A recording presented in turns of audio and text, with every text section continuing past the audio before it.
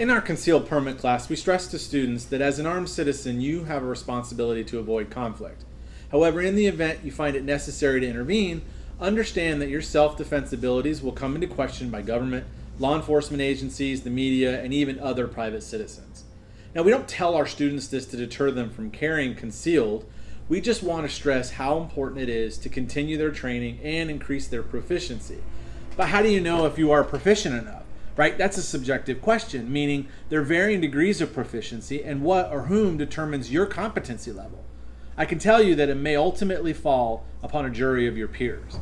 Now, there's no real standard for the average citizen. Each state's concealed permit requirements differ from one another, right? Some are as simple as a constitutional carry, all the way through more than 30 hours and a minimum of 150 rounds of shooting. So as an average citizen, how are you able to measure your competency? Well, law enforcement officers are required to qualify based on their agency standards, and so it makes sense to use the same standards as them, right? Think about it.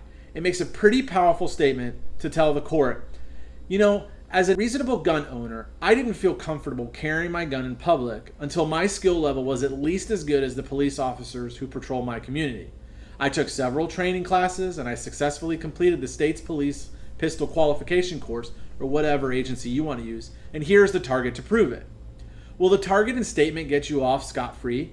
Maybe not, but it stands to reason that if they have an issue with your firearm proficiency, then they would also have to question the standards of an agency that you use as a benchmark.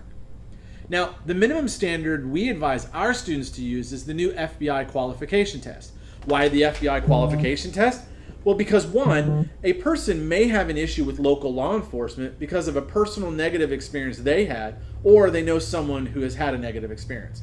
But rarely do they have issues with federal agencies. And two, the qualification test requires concealment, whereas local law enforcement tests are open carry and usually with a duty holster.